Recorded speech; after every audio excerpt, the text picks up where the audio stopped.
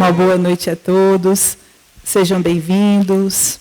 Que a espiritualidade possa envolver nossos corações, possa também intuir a nossa fala e clarear nosso entendimento para que a gente possa fazer aqui um bate-papo mais agradável, dentro dos ensinamentos de Jesus. Hoje, o capítulo 6, o Cristo Consolador. Então, nós vamos analisar um pouquinho desses ensinamentos através da fala de Kardec e também dos espíritos superiores. Vinde a mim, todos vós que estáis aflitos e sobrecarregados, que eu vos aliviarei. Tomai sobre vós o meu jugo e aprendei comigo, que sou brando e humilde de coração, e achareis repouso para as vossas almas, pois é suave o meu jugo e leve o meu fardo. Então, aqui no Evangelho de Mateus, capítulo 11, versículo de 28 a 30, é um convite de Jesus para que nós nos acheguemos a Ele para consolar as nossas dores, os nossos sofrimentos, as nossas dificuldades. E Ele chama-nos para nos dizer: vinde a mim que eu vos aliviarei. Ele não está dizendo aqui que eu vos curarei, mas Ele vai trazer alívio para essas dores. E nós vamos entender o porquê que Ele não diz, eu vos curarei. Porque seria fácil para Ele nos falar, vem que eu lhe curo. Porque muitas vezes é isso que nós desejamos. O menor esforço. Sermos auxiliados sem dar de nossa parte alguma coisa. E o convite de Jesus é claro em nos dizer, vos aliviarei. E ele diz ainda, qual é a condição para que isso ocorra? Tomai sobre vós o meu jugo. O que é jugo? Se a gente for pegar o significado da palavra jugo, ele vai falar que é opressão ou domínio. Domínio caberia mais dentro dessa fala de Jesus. Quando ele fala, o meu jugo é leve, nós vamos entender aí que, na realidade, ele estava dizendo, o meu domínio é leve, é suave. Porque eu sou brando e humilde. Então, eu não vou ser um opressor, um dominador, tal qual esses que vêm, muitas vezes, já fazendo essa situação, já trazendo essa opressão aos corações. Então, ele vinha com uma proposta de ensinamento totalmente voltada para a brandura, a humildade, o amor. Essa era a proposta dele, para nós. Então, quando ele fala que o jugo é suave, ele ainda fala assim, e leve ao meu fardo. Como que podemos entender o fardo? Aí aqui ele vai dizer, seu jugo é a observância dessa lei, mas esse jugo é leve e a lei é suave, pois que apenas impõe como dever o amor e a caridade. Então, a observância dessa lei, a condição que Jesus oferece, o seu alívio, está na proporção de também fazermos a nossa parte. Usar da lei, da observância da lei, com amor e caridade. Estarmos, sim, merecendo esse amparo que Ele nos oferece. Então, a gente estaria aí, nesse ponto, fazendo também o nosso trabalho interior, e não somente recebendo, porque muitas vezes, como nós falamos, é exatamente isso que nós desejamos. Quando nós chegamos à casa espírita, em algum momento da nossa caminhada de dores e dificuldades, a gente vem aqui e quer que o outro que aqui está, ou a doutrina em si, ela possa curar as nossas dores completamente. Ela possa tirar aquele peso que nós estamos sentindo e simplesmente melhorarmos. Será que isso é o mais adequado? Será que, tirando as nossas dores, nós não voltaremos a cometer os mesmos desatinos, os mesmos equívocos? Não iremos muitas vezes pelos mesmos caminhos que nos trouxeram até aqui? Carregados de dor e sofrimento? e dificuldade? Porque se nós queremos nos libertar de certas situações, e aí sim abraçarmos um trabalho edificante no bem, no amor ao próximo, é diferente. Porque nós vamos retribuir aquilo que recebemos, o benefício, a graça recebida, com o trabalho. Porque nós vamos nos sentir completamente envolvidos nesse amor de Jesus e vamos igualmente retribuir esses sentimentos. Mas a maioria das vezes nós queremos apenas nos livrar do sofrimento e da dor. E não compreendê-la, não estudarmos para sabermos por que nós estamos aqui nesse planeta, por que passamos por tudo isso. Então esse capítulo ele fala sobre todas essas situações. Ele vem nos trazer, como diz o nome, Consolador. E primeiro ele começa com o Cristo Consolador, porque Jesus é o primeiro Consolador. Se a gente prestar bem atenção nesse capítulo, ele é dividido no Cristo Consolador, e depois Kardec coloca no segundo item, no próximo item, ele coloca o Consolador prometido. Então Jesus é o primeiro Consolador. A segunda revelação, no caso, que começa a primeira com Moisés, trazendo o Deus único, as leis divinas. A segunda revelação, que é Jesus. E a terceira revelação, a doutrina espírita, como consolador prometido por Jesus. E ainda, ele vai dizer que todos os sofrimentos, as misérias, as decepções, as dores físicas, as perdas de seres amados, vão encontrar consolação na fé no futuro, na confiança na justiça de Deus, que o Cristo veio ensinar aos homens. Aquele que nada espera após esta vida, ou que duvida, as aflições caem com todo o seu peso. Por isso, Jesus disse: vinde a mim, vós todos que estáis fatigados, e eu vos aliviarei. Mas para entendermos, que essas misérias, esse sofrimento e essas dores, elas existem aqui na Terra, a gente tem que entender o destino da Terra. Qual é a destinação da Terra? É um planeta de provas e expiações. A partir do ponto em que a gente entende que a Terra é esse planeta de provas e expiações, aqui a felicidade não vai ser deste mundo. Ainda. Porque nós não a construímos. Ao contrário. Nós estamos há tanto tempo nos infringindo as leis divinas, nos equivocando, que nós estamos criando para nós essas dores.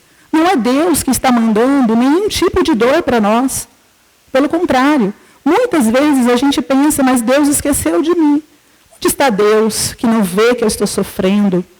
Não me sinto nem filho de Deus, porque eu estou aqui num sofrimento atroz e Ele nem vê. Eu continuo nesse sofrimento. Porque a gente atribui a Deus essas dores, e não ao nosso próprio coração, ao nosso próprio espírito. As nossas atitudes equivocadas, o nosso desconhecimento da lei divina, a nossa ignorância. Porque nem sempre é porque queremos provocar os erros. Muitas vezes nós desconhecemos as leis. Por isso, nesse capítulo ainda, o Espírito de verdade, ele vem dizer: espírita, amai-vos. Espíritas, instruí-vos. Amai-vos, porque precisamos desenvolver o amor. Mas ele fala que, a par desse amor, onde está todas as questões morais, os sentimentos, ele coloca a instrução, o conhecimento, como a necessidade primordial para que, através desse conhecimento, a gente saia da ignorância. Porque ao sair da ignorância, nós vamos caminhar mais seguros, sabendo para onde vamos, fazendo escolhas melhores, criando a nossa felicidade, não esperando que Deus coloque para nós como um privilégio situações que nós nem merecemos ainda, mas sim situações necessárias para o nosso aprimoramento espiritual. Essas situações que burilam o nosso espírito, que fazem com que a gente saia desse embrutecimento e caminhe mais mais seguramente, observando as leis divinas. E para isso a gente precisa conhecê-las, precisa buscá-las, precisa saber tudo o que está acontecendo ao nosso redor. E quando a gente entende isso, como ele fala aqui, aquele que nada espera após esta vida, quando ele acha que só aqui está a verdadeira felicidade, ele busca essa felicidade aqui na Terra, ele não encontrando, ele se desespera, porque ele começa a comparar a vida dele à vida das outras criaturas. Por que eu sofro tanto? Por que eu? Por que não o meu vizinho? E sem esse entendimento, ele vai se deixando levar num abatimento, num desânimo cada vez maior. Ele não entende o motivo desse sofrimento. Por isso que ele precisa buscar esse conhecimento. E aquele que nada espera, como ele diz aqui, após esta vida, ou que duvida que exista algo a mais do que essa vida que nós enxergamos, do que a Terra, do que a nossa vida material, não vai encontrar consolo nos ensinamentos de Jesus. Mas a partir do ponto que nós compreendemos que existe algo mais do que aquilo que os nossos olhos enxergam, tudo modifica. Tudo vai tomando uma outra proporção, uma outra perspectiva. A proposta de Jesus para caminharmos para Deus é por meio do desenvolvimento das nossas virtudes. Algumas delas estão aqui colocadas, como perdoar, como dar a outra face, amar os inimigos, retribuir o mal com o bem, e tantas outras, a tolerância, a paciência. Mas as mais difíceis, às vezes, que são mais necessárias, são a questão do perdão, do amor aos inimigos. Como amar os inimigos? É possível amar os inimigos? Mas ele me prejudicou, me ofendeu. E agora? Como que eu vou amar esse inimigo? Não dá. Fala sério. Como fazer isto? Se eu não compreender quem é esse inimigo, dá para amar? E se eu compreender, facilita? Então, quem é o inimigo? O inimigo é aquele ser como nós, um espírito que está aqui também, em aprendizado, fazendo com que seu espírito também caminhe para a evolução, para o progresso, como nós. E quando essa criatura nos fere, às vezes ele nem faz propositadamente. Às vezes é falta do conhecimento. E quando ele faz de propósito? Não importa. Tem uma fala do Divaldo, um videozinho que ele coloca, que ele fala assim, vale a pena amar. Se o outro não nos ama, não tem problema. Ame você. Porque aquele que odeia, ele irradia uma energia negativa inferior. E ele fica envolvido nessa energia. Mas aquele que ama, ele irradia uma energia boa e salutar, que contagia as outras criaturas, inclusive. Então, escolher entre amar e perdoar está em nossas mãos. Porque se ele nos magoou, nos feriu, infringiu a lei divina, quem vai responder por isso? Ele ou nós? Quem infringiu a lei?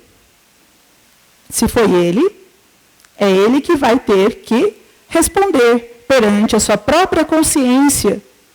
Porque nem Deus não vai cobrar dele. É a lei que vai fazer isto. E a lei que está onde? Em nossa consciência.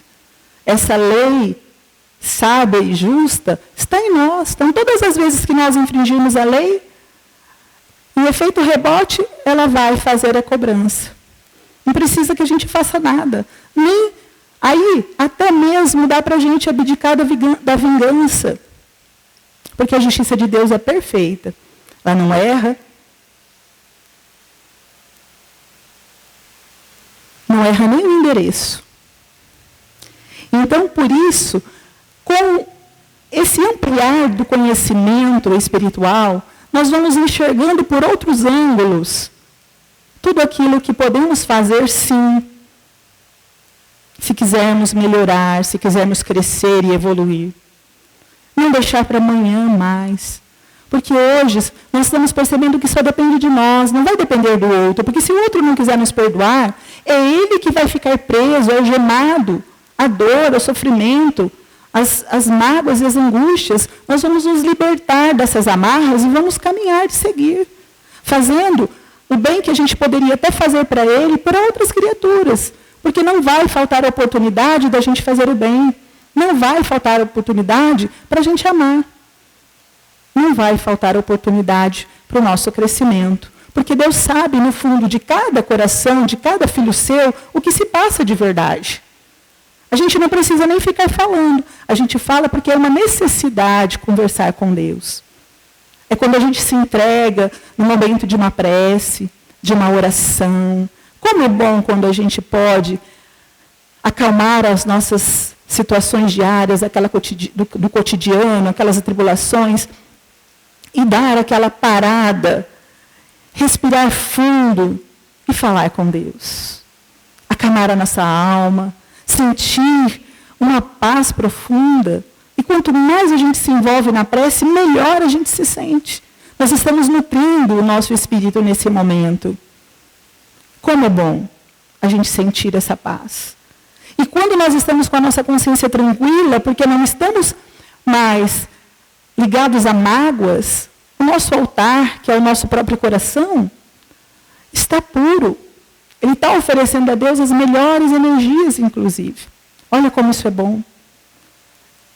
Como é bom quando a gente perdoa, porque a gente deixa para trás um lixo. As coisas ruins, que às vezes estão entravando a nossa felicidade. Nós ficamos irritados, nervosos. E quando a gente perdoa, há um alívio, uma paz tão grande. Até nisso a lei divina traz esse alívio que Jesus recomenda, que Jesus oferece. Porque nós vamos compreendendo que esse é o caminho. Ainda nesse mesmo capítulo, no capítulo 6, como nós falamos, esse Consolador que Jesus promete, então, está no Evangelho de João. E ele registra da segunda forma a promessa de Jesus relativa a esse Consolador. Se me amais, guardai meus mandamentos. E rogarei a meu Pai, e ele vos dará outro Consolador, a fim de que fique eternamente convosco. E o Espírito da verdade, que o mundo não pode receber, porque não o vê, e absolutamente não conhece. Mas quanto a vós, conhecê-lo-eis, porque ficará convosco e estará em vós. Então, o apóstolo João, no capítulo 14, versículo de 15 a 17. Um pouco mais adiante, o mesmo evangelista atribui a Jesus as seguintes palavras: eu vos tenho dito estas coisas enquanto permaneço convosco. Mas o Paráclito, o Santo Espírito que meu Pai vos enviará em meu nome, vos ensinará todas as coisas e vos fará lembrar o que vos disse. Paráclito aqui, né, ou Paracleto também, significa mentor, defensor, protetor. Esse Paráclito que Jesus está prometendo enviar em nome dele, em nome do Pai. E Jesus promete esse outro Consolador, que é o Espírito da verdade, que o mundo ainda não conhece, pois que não está suficientemente maduro para compreendê-lo, e que o Pai enviará para ensinar todas as coisas e para fazer lembrar o que o Cristo disse. Se, pois, o Espírito da verdade deve vir mais tarde ensinar todas as coisas, é que o Cristo não pôde dizer tudo. Se ele vem fazer lembrar o que o Cristo disse, é que seu ensino foi esquecido ou mal compreendido. Então, por que Jesus precisou prometer um outro Consolador? Naquele momento em que ele fala àquelas criaturas que estão ali, isso há mais de 2000 anos, ele está falando para espíritos que muitos deles estão na infância espiritual. Na infância espiritual não existe a maturidade suficiente para entender todas as coisas. Esse véu tem que ser erguido pouco a pouco, lentamente. Então, ele sabia dosar esse ensinamento. Então, muitas coisas ele teve que falar por parábolas. Como ele ainda continua dizendo, o Espiritismo vem no tempo assinalado cumprir a promessa do Cristo. O Espírito da Verdade preside ao seu estabelecimento. Então, o Espírito da Verdade ficou encarregado de presidir, de administrar, de trazer todos os ensinamentos que vinham relembrar aquilo que Jesus falou lá no início. Mas não só relembrar. Dar a compreensão mais profunda dessas palavras, desses ensinamentos. Porque até então, todo o nosso conhecimento anterior era meio que superficial. Natural para aquela época. Mas à medida que nós fomos evoluindo, a ciência veio esclarecendo muitos fenômenos. Muitos dos fenômenos que a ciência veio estudar foram importantíssimos para a doutrina espírita. Nós vamos encontrar isso na fala de Kardec na Gênese, quando ele fala que primeiro foi necessário que viesse a ciência, para mostrar que o estudo, a observância, através desses fenômenos que existem no mundo, tanto existem esses fenômenos materiais, como também os espirituais. Mas a ciência precisava descobrir e estudar os materiais. E isso faz distinção daqueles que a ciência não pôde revelar, não pôde estudar. Os fenômenos espirituais, esses foram estudados pela doutrina espírita. Kardec utilizou também o mesmo método científico para estudar esses fenômenos espirituais. Mas foi muito importante que a ciência já tivesse descoberto aquilo que era de nível material, fazendo distinção entre esses dois mundos, para que a gente pudesse, então, ter aí a oportunidade, tanto que Kardec, quando ele faz o estudo e a observância dos fenômenos espirituais, ele vai fazendo uma análise de tudo aquilo que vai chegando a ele como fenômeno. E aquilo que ele vai descartando é aquilo que não pode ser comprovado de fato. Então, ele foi muito rigoroso nas suas pesquisas. Ele não aceitou tudo que veio até ele. Ele observou, analisou, estudou. Então, foi obra de muito trabalho, de muito sacrifício. Onde ele partiu até um pouco antes da sua época pré-estabelecida, por ele usar demais o corpo físico ali para esse trabalho.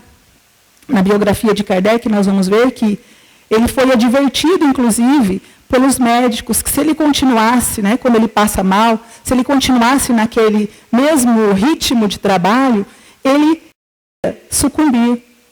Mas mesmo assim ele não para, ele continua estudando. Para nos trazer hoje tudo isso que nós temos.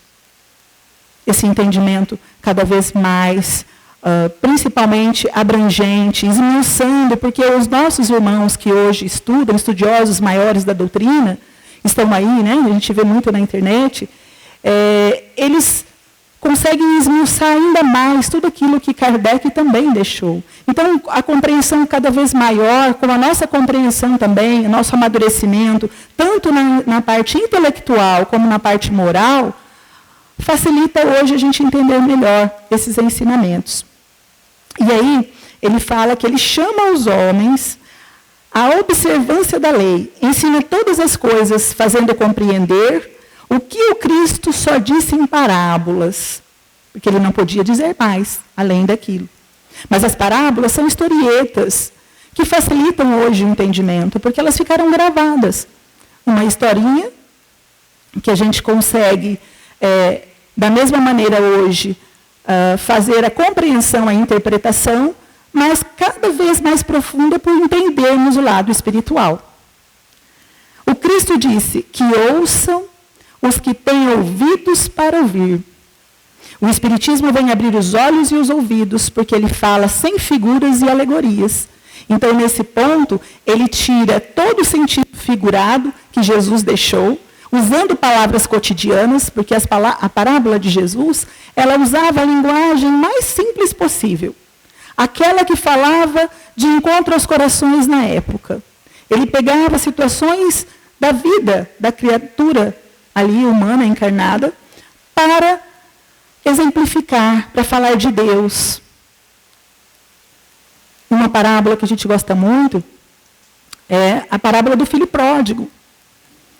Olha como ele coloca a parábola do filho pródigo, falando do filho que pega uma herança, que vai, né, divide essa herança, esse filho vai, gasta tudo, depois retorna. Então, tudo isso, nós não vamos falar sobre a parábola agora, mas só para a gente recordar, né? Tudo isso de uma forma muito singela, porque naquele momento a gente compreendeu ela de forma material. Mas hoje, com tudo isso que a gente viu através dos ensinamentos dos Espíritos, nós conseguimos ampliar esse conhecimento e perceber cada pontuação, cada nuance desse ensinamento, cada ensinamento profundo que ficou implícito ali. E que através desse esmiuçar, a gente vai entendendo de uma forma tão maravilhosa, vai se deixando levar até mesmo por aquele abraço que o pai dá àquele filho pródigo que retorna. E esse abraço é que todos nós recebemos igualmente, quando nós voltamos ao lar, ou seja, quando nós despertamos para as verdades espirituais e reconhecemos Deus como nosso Pai. Esse é o abraço que a gente recebe. É as ferramentas que a partir daí também vamos receber para continuar trabalhando na vinha do Senhor, que entra em outra parábola. E assim por diante. Porque essas parábolas hoje são completamente diferentes, a maneira da gente interpretá-las sobre o ponto de vista espiritual. Esse ponto de vista que até então não era, naquele momento lá atrás, percebido.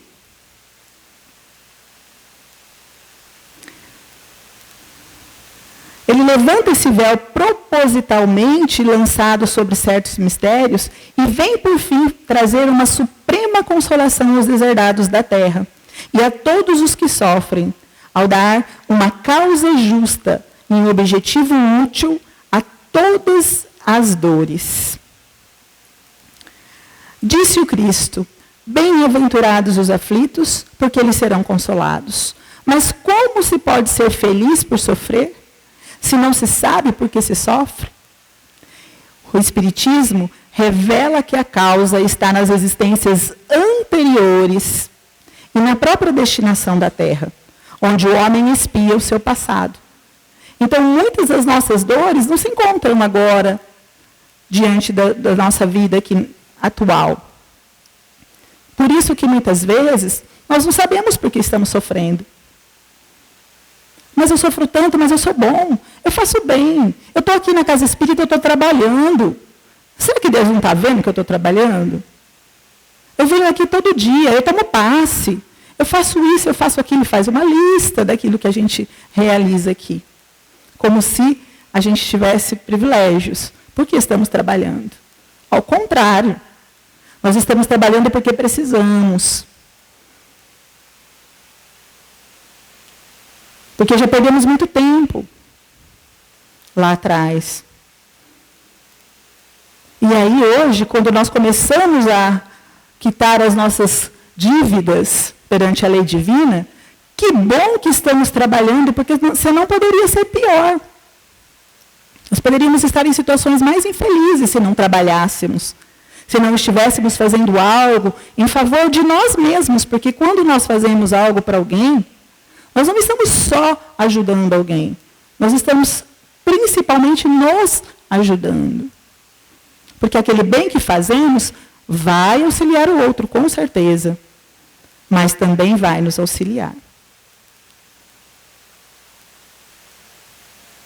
O apóstolo Pedro, ele fala, o amor cobre uma multidão de pecados, mostrando-nos que o trabalho, o amor, ele vai sim abatendo essas dívidas, vai nos ajudando a fazer com que esse passado equivocado nosso também seja, de certa forma, melhorado. Não vamos anular aquilo que fizemos. Mas a partir do trabalho, a gente vai diminuindo esse fardo. Revela também o objetivo, mostrando que os sofrimentos são como crises salutares, que levam à cura. São a purificação que assegura a felicidade nas existências futuras. E é por isso que Jesus ele não pode nos curar, tirando as dores, aliviando, porque os seus ensinamentos nos levam a perceber a vida futura, que a responsabilidade está em nossas mãos. Mas nós temos que fazer por merecer esta cura. Temos que ter um mérito. Então, por isso, através desse trabalhar constante, nós vamos minorando as próprias dores, as próprias dificuldades, acalmando o nosso espírito, fortalecendo a nossa fé. Nesse sentido, a ideia da reencarnação é fonte de vida em abundância, da bondade, solicitude e paciência ilimitadas de Deus, com nossas fraquezas, faltas e imperfeições. Então, a reencarnação, ela é, na verdade, para nós, a oportunidade bendita da gente continuar a nossa trajetória, sem ficar lá, né, no céu ou no inferno. Pelo contrário, porque isso não está em consoante com a justiça divina. Ao contrário, a reencarnação, ela faz exatamente nós enxergarmos que Deus é um Deus de amor, de bondade, justiça, que Ele sabe que nós erramos sim, mas por nos amarmos, Ele não vai deixar a gente no sofrimento eterno. Pelo contrário, igual nós, como pais e mães aqui na Terra, nós não queremos ver os nossos filhos sofrendo, nós queremos que eles melhorem, que eles se aprimorem, que eles saiam do sofrimento, das dores. Mas Deus faz por nós esse caminhar? Não. Mas Ele dá a oportunidade. E como pais e mães aqui na Terra, nós também devemos agir como Deus. Não protegendo os nossos filhos, nossos companheiros de jornada, a ponto de não deixar com que eles aprendam as lições preciosas, que às vezes vêm pela dor, porque a gente buscou esse caminho.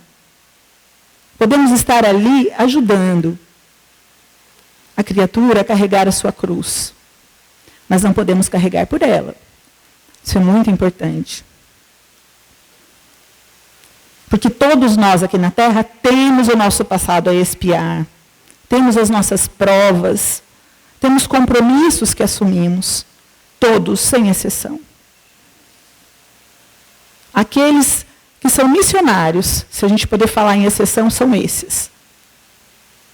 E ainda alguns ainda se colocam como espíritos viajores, ainda errantes. Aqueles espíritos que, errantes é aquele que ainda está em viagem, né? E não que erra, mas que está viajando, e que está ainda nessa fase, não completou a sua pureza, não chegou à pureza, então ele precisa reencarnar vez ou outra, para continuar o processo de evolução.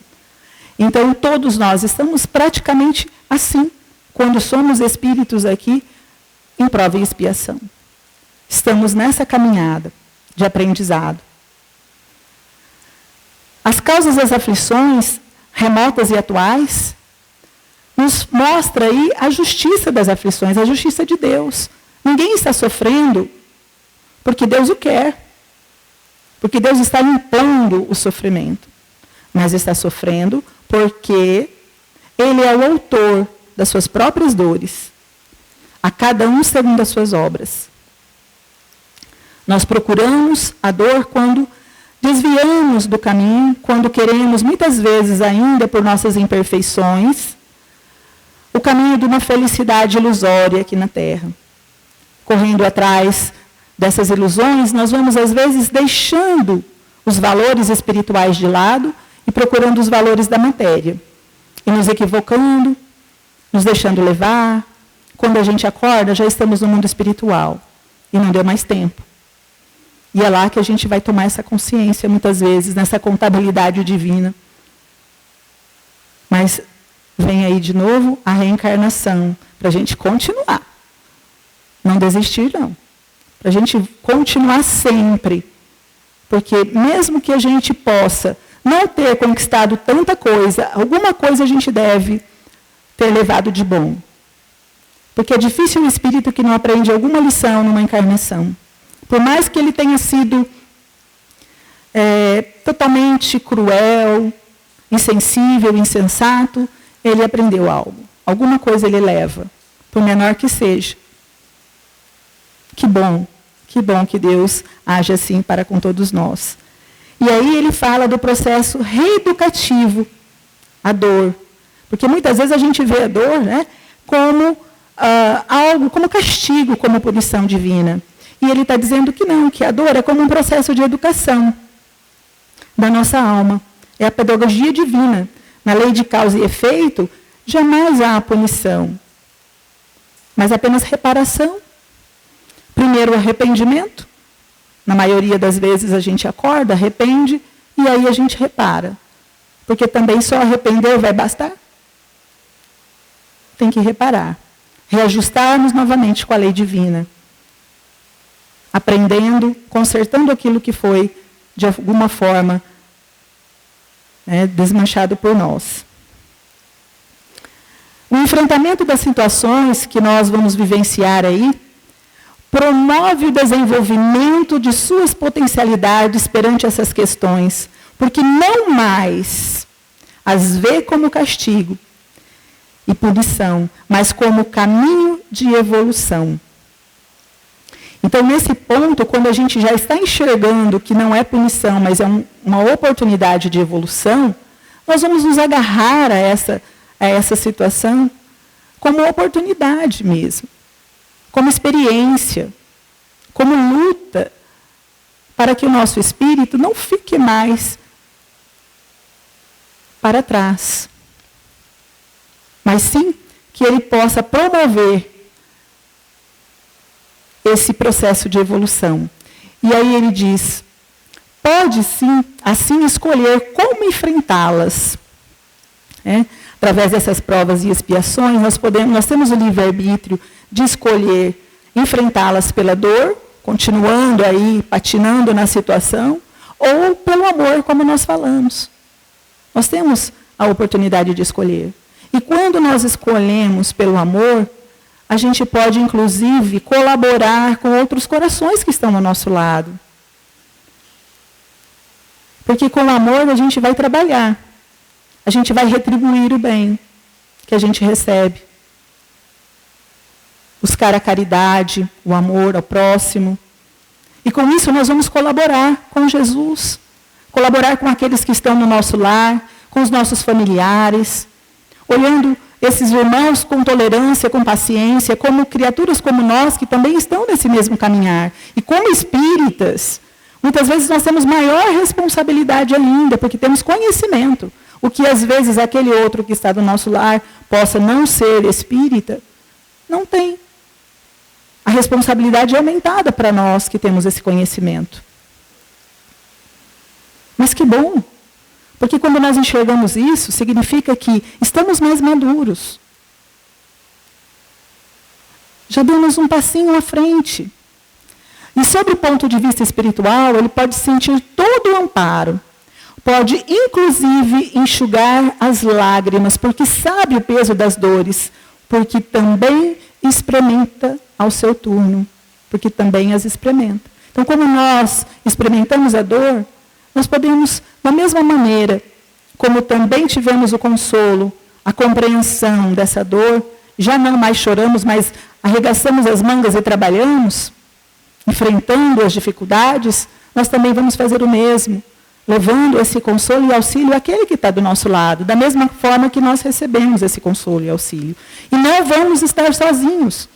Nós vamos estar amparados por amigos queridos, espirituais, que nos assistem, porque nós vamos atraí-los. Porque quando nós começamos a pensar no bem, agir no bem, fazer esse bem, nós somos amparados por esses amigos espirituais. E por mais que estejamos, às vezes, também ainda, com situações de irmãos que são desafetos nossos, que ainda não desistiram de perseguições, nós já estamos mais amparados por esse amor desses irmãos queridos que nos assistem, do que por esses outros irmãos. Nós vamos ouvir mais os conselhos dos bons espíritos do que daqueles outros que querem nos derrubar. Vez ou outra, a gente até pode baixar nossa vibração e ouvir alguma coisa inferior e infeliz, mas com a vigilância que isso já vai estar mais aguçada em nós, e a oração, nós vamos novamente nos restabelecer e reharmonizar para ouvir o amparo dos bons espíritos. E que bênção! Porque muitas vezes aqueles desafetos também começam a ser auxiliados com a nossa mudança de comportamento. Eles também podem ser socorridos através da nossa melhoria.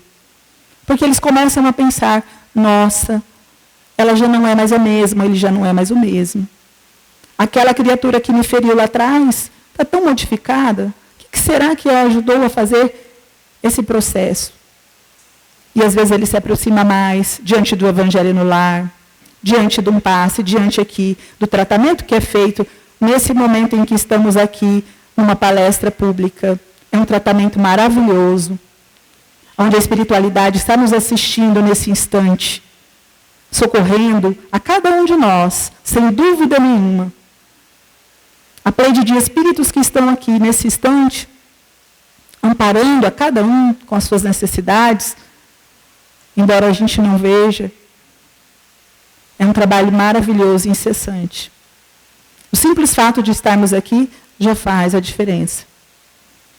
Porque queremos buscar os ensinamentos, estamos aqui dispostos, com boa vontade. Deixamos os nossos afazeres e viemos para cá. Nos dedicarmos, nutrirmos o espírito, entender um pouquinho mais de tudo isso, buscar esse consolo tão importante para a nossa alma, para que a gente não desanime, não desista, como tantos têm feito, infelizmente. Desviando do caminho que poderia ser tão salutar. E aí o homem compreende que mereceu sofrer. E acha justo o sofrimento, porque se eu entendo o sofrimento, se eu sei que não é Deus que está me colocando nessa situação, mas sim eu mesma com as minhas escolhas equivocadas, olha só que Pai de amor e bondade. Sabe que esse sofrimento auxilia o seu adiantamento e o aceita sem queixas, como o trabalhador aceita o serviço que ele assegura o salário. Então, a gente deixa de reclamar, de ficar murmurando diante das dificuldades e dores, mas sim agradecendo. Por isso o apóstolo Paulo teve um momento em que ele disse, dai graças, a tudo dai graças, a tudo. O que é tudo? É tudo. Tudo. As coisas boas, as coisas ruins, as coisas difíceis, as coisas fáceis, a tudo. E como é difícil a gente agradecer os momentos de dificuldade. Como é difícil a gente agradecer a dor, a doença que está nos restabelecendo de fato espiritualmente, não é mesmo? Como é difícil a gente reconhecer na hora de uma dor tamanha do corpo físico, que aquilo está nos purificando de alguma maneira. Mas está nos livrando o espírito, porque está expurgando no corpo, limpando o nosso corpo de situações infelizes deixadas por nós mesmos. Resquícios que depois vão embora. Numa próxima encarnação, provavelmente nós nem teremos vestígio daquilo. A não ser que a gente fique murmurando, reclamando, hoje não aproveite a lição preciosa. Aí sim, pode ser que ela retorne. Mas se a gente conseguir se libertar agora, que bênção, que bom. O Espiritismo dá essa fé inabalável no futuro e a dúvida pungente não tem mais lugar na sua alma. A fé raciocinada é esse conhecimento pela razão. Tudo passa pelo crivo dessa razão. O conhecimento, ele abre as portas, né, para o espírito entender todo esse processo. Por isso nós falamos lá que o Espírito de verdade disse, espírita, amai-vos espíritas e instruí-vos. O conhecimento também trazendo-nos a oportunidade de compreensão cada vez maior de tudo que nós estamos vivenciando aqui na Terra. A revolta ainda é o fruto do nosso orgulho e do nosso egoísmo. Do orgulho, porque muitas vezes nós não aceitamos o sofrimento, porque não achamos que merecemos. E do egoísmo, porque a gente prefere ver o outro sofrer, mas nós não queremos sofrer. Por que eu? Não. Queremos só coisas boas.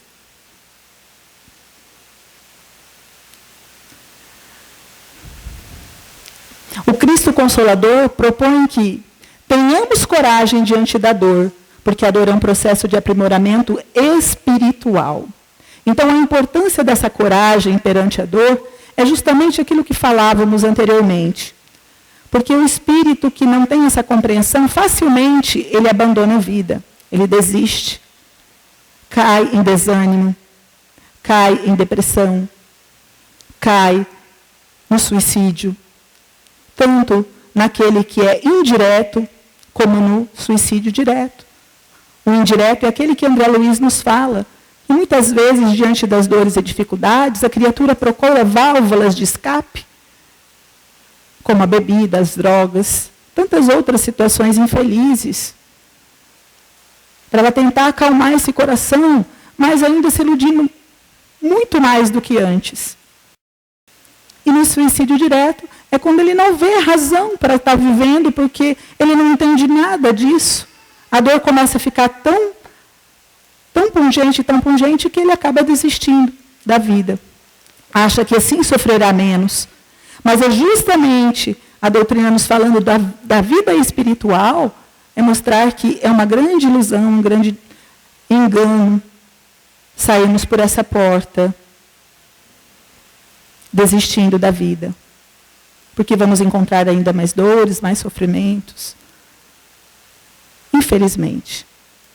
Por isso que nós temos um compromisso muito grande como espíritas, de levar mais ainda esse alento aos corações, para que eles possam acalmar essas dores, buscar viver, mesmo que diante das dificuldades, entendendo cada vez mais o porquê do sofrimento. A obediência é o consentimento da razão e a resignação é o consentimento do coração. Esta fala, ela está lá no Evangelho segundo o Espiritismo também, só que no capítulo 9. No Bem-aventurados os brandos e pacíficos, no item 8, onde ele fala da obediência e da resignação. Então, ele fala que a obediência, ela é o consentimento da razão, ou seja, quando nós temos o conhecimento, nós obedecemos. Obedecemos. Mas quando nós temos resignação, nós estamos consentindo, aceitando. É diferente. A gente obedece por dever. Não é assim na maioria das vezes? Mas a resignação não. É uma aceitação. Então, dessa forma, a aceitação é aceitar e agir ao mesmo tempo. Eu aceito o meu sofrimento, mas eu não fico parado de braços cruzados, não. Eu ajo igualmente. Eu entro em ação para melhorar esse processo, para me reeducar, para trabalhar de fato. Então eu aceito, confio, já tenho essa fé inabalável, porque eu sei que tudo que está acontecendo comigo foi por eu ter me equivocado lá atrás. Então eu busco cada vez mais o conhecimento, a compreensão, essa razão. Mas também busco desenvolver a minha outra asa, que é a do amor, do trabalho, no bem, na caridade.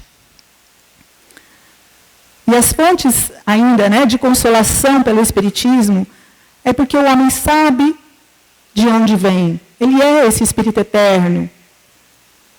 Ele sabe para onde vai. Ele vai voltar para casa, que não é aqui na Terra. O nosso verdadeiro lar é o mundo espiritual.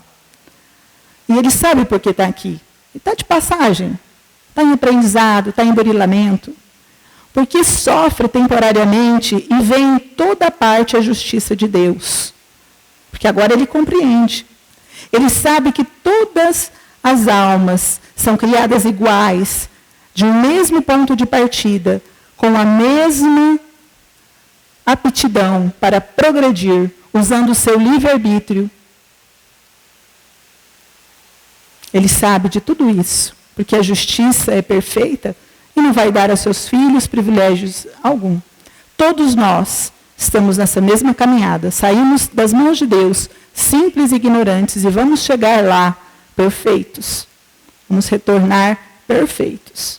Mas para chegarmos lá, há um longo processo, um longo caminho. E tudo vai depender de nós, de mais ninguém.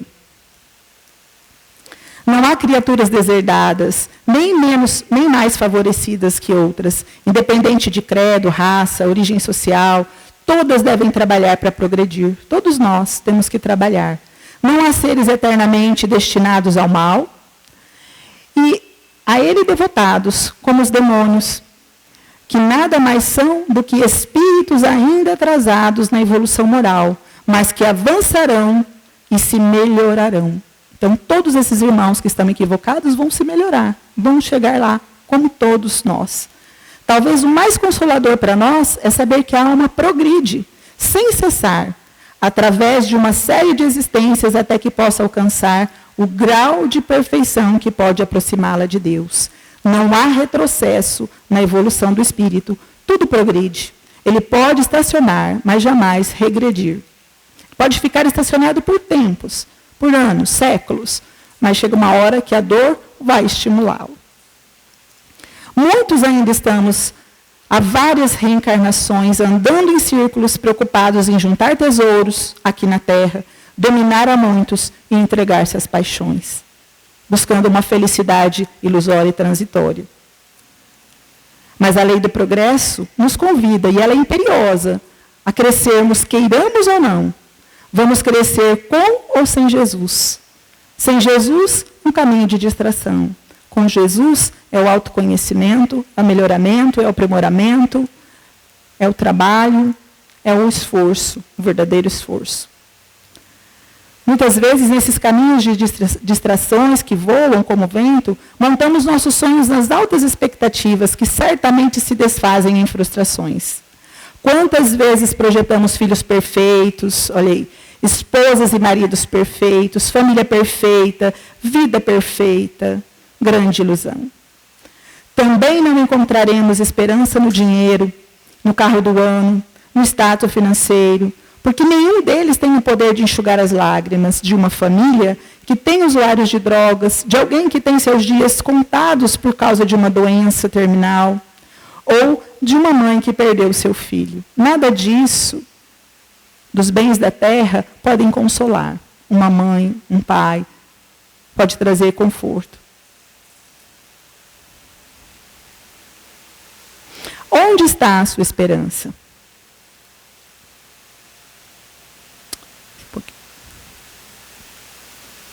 Onde nós estamos construindo as bases da nossa esperança. Onde está a sua paz? Vamos meditar sobre isso. Onde está a nossa paz? Onde estamos depositando a nossa paz? Em coisas passageiras? Ou naquilo que nos é dado agora para trabalharmos de fato e fazermos a nossa parte? E para encerrarmos, as palavras de Kardec aqui, é nos momentos críticos que se conhecem os corações sólidos, os devotamentos verdadeiros. É então que as convicções profundas se distinguem das crenças superficiais ou simuladas. Na paz não há mérito em ter coragem. Então, quando tudo está bem, não tem mérito nenhum.